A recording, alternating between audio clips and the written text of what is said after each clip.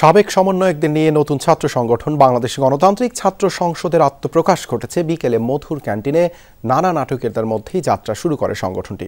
তবে ছাত্রদের নতুন এই সংগঠন ঘিরে উত্তপ্ত হয়ে পড়ে ক্যাম্পাস। হাতাহাতি, পাল্টাপাল্টি স্লোগানে উত্তেজনা ছড়ায়। পদবঞ্চিত হওয়ার অভিযোগ তোলে একটি পক্ষ। আর গণতান্ত্রিক চর্চায় নেতৃত্বের প্রতিযোগিতা থেকেই এমনটি ঘটেছে বলে মনে করে নবগঠিত ছাত্র সংগঠনটি।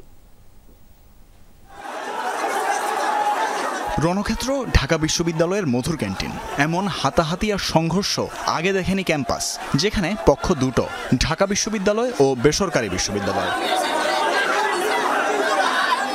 কথা ছিল মধুর ক্যান্টিনের সামনে নতুন ছাত্র সংগঠনের আত্মপ্রকাশ ঘটবে, সেজন্যই সংবাদ সম্মেলনের আয়োজন। তবে তা শুরু হওয়ার আগেই বেসরকারি বিশ্ববিদ্যালয়ের শিক্ষার্থীরা সেখানে এসে বিক্ষোভ শুরু করে। এর কিছুক্ষণ পরেই ঢাবি শিক্ষার্থীদের আগমন। দুই পক্ষের স্লোগানে পুরো মধুর ক্যান্টিন এলাকায় উত্তেজনা ছড়িয়ে পড়ে।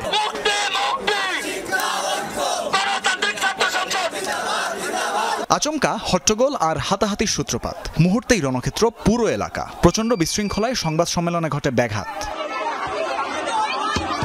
বেসরকারি বিশ্ববিদ্যালয়ের শিক্ষার্থীদের অভিযোগ, তাদের উপর হামলা করেছে ঢাবি শিক্ষার্থীরা। অভিযোগ আছে তাদেরকে দলে জায়গা না দেয়ারও। আপনারা যে সংগঠন একটা দিয়ে উঠালেন, আমরা সেটাকে প্রাইভেট থেকে প্রত্যাখ্যান করছি। আমরা আপনাদের এরকম সিন্ডিকেট ভিত্তিক এইটা মানি।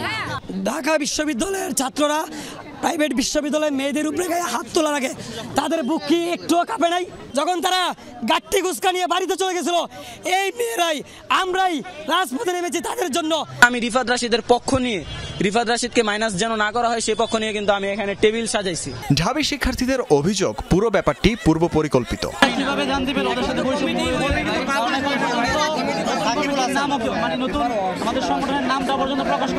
তারা যদি সেন্ট্রালে নিজেদেরকে বঞ্চিত দাবি করে, ঢাকা বিশ্ববিদ্যালয়ের যেটা আছে সংগঠন হবে সেটাতে নিজেদেরকে যদি বঞ্চিত মনে করে, তাহলে তো হলো না। এটা আসলে তারা প্রি প্ল্যান সম্ভবত, যে এখানে এসে একটা বিশৃঙ্খলা করবে।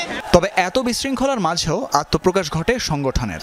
দেয়া হয় কমিটির ঘোষণা। ছাত্র সংগঠনের নাম হবে বাংলাদেশ গণতান্ত্রিক ছাত্র সংসদ। আমাদের কেন্দ্রীয় কমিটির আহ্বায়ক হিসেবে রয়েছেন আবু বাকের মজুমদার এবং কেন্দ্রীয় সংসদের সদস্য সচিব হিসেবে রয়েছেন জাহিদ আহসান এবং মুখ্য সংগঠক হিসেবে রয়েছেন তাহমিদ আল মুদাসির চৌধুরী এবং মুখপাত্র হিসেবে আছেন আশরাফা খাতুন। মধুর ক্যান্টিনে যে পরিস্থিতিটা লক্ষ্য করতে পেরেছেন সেটাকে আমরা ইতিবাচকভাবে দেখছি। এই সম্মিলিত প্রাইভেট বিশ্ববিদ্যালয় এবং ঢাকার মধ্যে যে সকল কলেজগুলো রয়েছে এবং অন্যান্য বিশ্ববিদ্যালয়ের শিক্ষার্থীদের সাথে আলোচনার ভিত্তিতে আমরা সেখানেও কিন্তু অতি দ্রুতই সেই সংসদগুলোর কিন্তু কমিটি ঘোষণা করব।